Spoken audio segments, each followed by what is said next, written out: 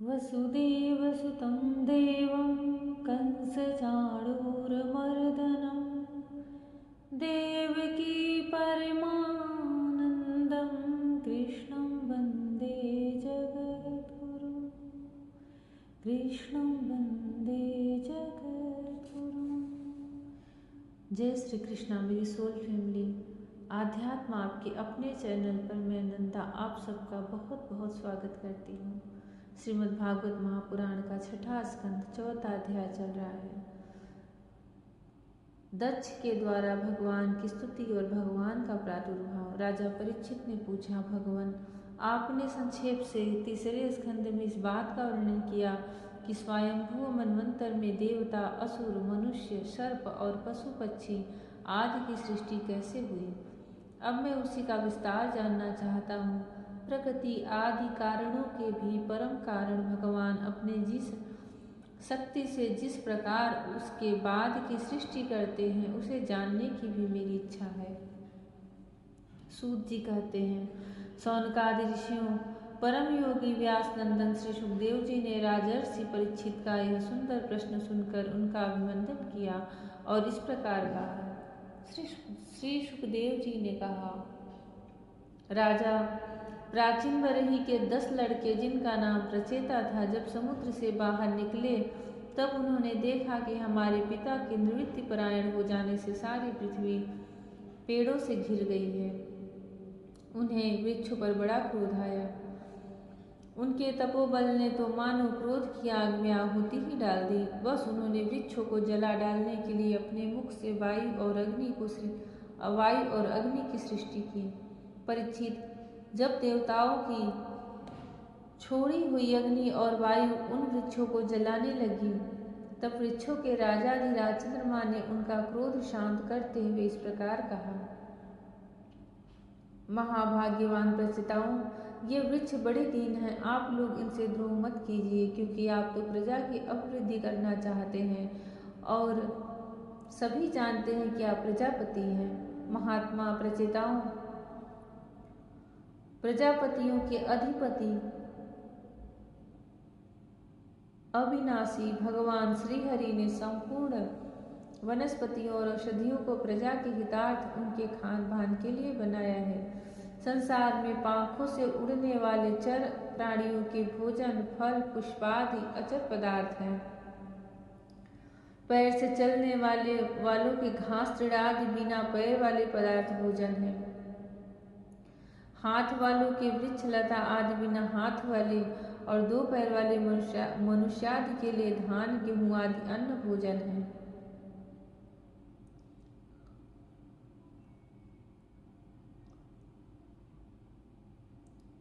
4 पैर वाले बैल, ऊंट आदि खेती प्रवृत्ति के द्वारा अन्न की उत्पत्ति में सहायक है।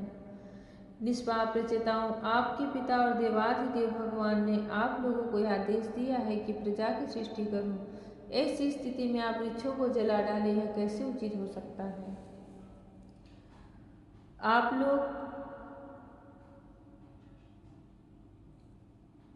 लोग अपना क्रोध शांत करें। अपने पिता, पितामह, प्रपितामह आदि के द्वारा सेवित सत्पुरुषों के मार्ग का अनुसरण करें। जैसे माँ बाप बालकों की पल के नेत्रों की, पति पत्नी की, गृहस्थ भिक्षुकों की और ज्ञानी अज्ञानियों की रक्षा करते हैं और उनका हित चाहते हैं, वैसे ही प्रजा की रक्षा और हित का उत्तरदायी राजा होता है। प्रचेताओं, समस्त प्राणियों के हृदय में सर्वशक्तिमान भगवान आत्मा के रूप में विराजमान है। इसलिए आप लोग सभी को भगवान का निवास स्थान समझें। यदि आप ऐसा करेंगे तो भगवान को प्रसन्न कर लेंगे। जो पुरुष हृदय के उबलते हुए भयंकर क्रोध को आत्मविचार के द्वारा शरीर में ही शांत कर लेता है, बाहर नहीं निकलने देता, वह काल क्रम से तीनों गुणों पर विजय प्राप्त कर लेता है। इसलिए कहा जाता है कि जिसके अंदर सहन शक्ति है, धैर्य है, उसे भगवान भी पसंद करते हैं। क्योंकि क्रोध ऐसी चीज है कि इंसान सब कुछ सह सकता है परंतु अपने अंदर का क्रोध नहीं दबा पाता। क्रोध में आते ही उचित अनुचित सब चीजों को भूल जाता है।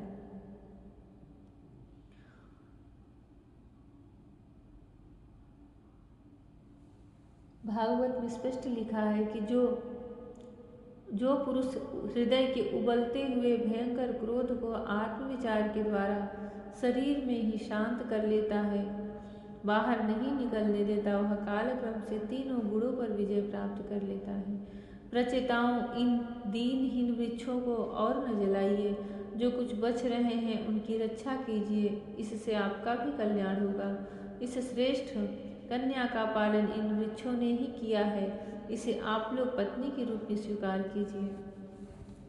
परीक्षित, वनस्पतियों के राजा चंद्रमा ने प्रचेताओं को इस प्रकार समझा बुझाकर उन्हें ब्रह्मलोचा अप्सरा की सुंदरी कन्या दे दी और वहां से चले गए।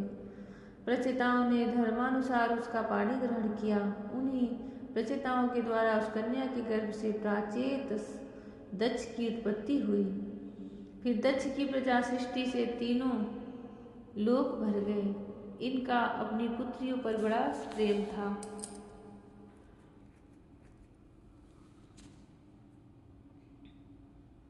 इन्होंने जिस प्रकार अपने संकल्प और वीर्य से विविध प्राणियों की सृष्टि की, वह मैं सुनाता हूँ, तुम सावधान होकर सुनो। परीक्षित,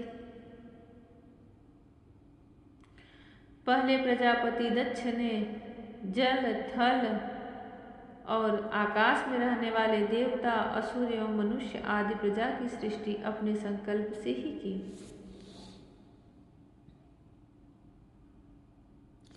जब उन्होंने देखा कि वह सृष्टि बढ़ नहीं रही है, तब उन्होंने विंध्याचल के निकटवर्ती पर्वतों पर जाकर बड़ी घोर तपस्या की। वहाँ एक अत्यंत श्रेष्ठ तीर्थ है, उसका नाम है अघमर्षण। वह सारे पापों को धो बहाता है। प्रजापति दक्ष उस तीर्थ में त्रिकाल स्नान करते और तपस्या के द्वारा भगवान की आराधना करते। प्रजापति दक्ष ने इंद्रियातीत भगवान की हंस गुहा नामक स्त्रोत से स्तुति की थी, उसी से भगवान उस पर प्रसन्न हुए थे। मैं तुम्हें वह स्तुति सुनाता हूँ। दक्ष प्रजापति की स्तुति। दक्ष प्रजापति ने इस प्रकार स्तुति की, भगवान आपकी अनुभूति, आपकी चित्त शक्ति अमोघ है। आप जीव और प्रकृति से परे उनके नियंता और उन्हें सत्ता स्फूर्ति देने वाले हैं। जिन जीवों ने त्रिगुणमय सृष्टि को ही वास्तविक सत्य समझ रखा है, वे आपके स्वरूप का साक्षात्कार नहीं कर सके हैं, क्योंकि आप तक किसी भी प्रमाण की पहुँच नहीं है। आपकी कोई अवधि, कोई सीमा नहीं है। आप स्वयं प्रकाश और परात्पर हैं। मैं आपको नमस्कार करता हूँ। यूँ तो जीव और ईश्वर एक दूसरे के सखा हैं तथा इसी शरीर में इकट्ठे हो निवास करते हैं, परंतु जीव सर्वशक्तिमान आपके सांख्य भाव को नहीं जानता। ठीक वैसे ही जैसे रूप, रस, गंध आदि विषय अपने प्रकाशित करने वाली नेत्र, घ्राण आदि इंद्रिय वृत्तियों को नहीं जानते, क्योंकि आप जीव और जगत के दृष्टा हैं, दृश्य नहीं। महेश्वर, मैं आपके श्री चरणों में नमस्कार करता हूँ। जय श्री कृष्ण। पूर्व काल में जब भी प्रजा की वृद्धि के लिए किसी भी प्रजापति को नियुक्त किया जाता था, तो वह सबसे पहले जाकर के, क्योंकि उनके ऊपर एक श्रेष्ठ जिम्मेदारी होती थी कि एक उत्तम और कुशल प्रजा उत्पन्न कर सके, सृष्टि की वृद्धि कर सके, भगवान की सृष्टि रचना में उनकी सहायता कर सके। तो सबसे पहले जाकर के सर्वप्रथम वो तपस्या करते थे, तप करते थे और अपनी आत्मशक्ति, वीर्य शक्ति, सब कुछ, संकल्प शक्ति इतना ज़्यादा बढ़ा लेते थे भगवान के दर्शन से। फिर वह भगवान की इस सृष्टि रचना के कार्य में संपूर्ण रूप से सहयोग करते थे। उनकी जो पत्नी भी होती थी वह भगवान के द्वारा ही कोई प्रदान की गई होती थी। इतना भागवत में इन सब चीज़ों पे सूक्ष्म रूप से कहा गया है, लिखा गया है कि एक भी पुत्र की प्राप्ति के लिए वह कठोर वर्षों तक, कई वर्षों तक कठोर तपस्या करते थे, ताकि उन्हें भगवान श्री हरि की एक कृपा हो, उनकी अनुकंपा हो। कहीं भी रहो, गृहस्थ में रहो, कहीं भी भगवान से जुड़कर रहो, उनकी कृपा का ही हमेशा अपने ऊपर प्रसाद समझो, कृतकृत्य बने रहो, तो श्री हरि से हर समय एक ही भाव बना रहता है। श्रीमद् भागवत महापुराण का यह स्कंद, छठा स्कंद, भगवान की विविध प्रकार की सृष्टि रचना का वर्णन यहाँ प्रारंभ होता है। आप लोग इसे संपूर्ण करें, पूरा अवश्य सुने, ताकि आपका भी भागवत पुराण संपूर्ण हो। भगवान कृष्ण की कृपा मिले, राधा रानी की कृपा मिले। जय श्री कृष्ण, राधे राधे, जय श्री कृष्ण, हरि ओम।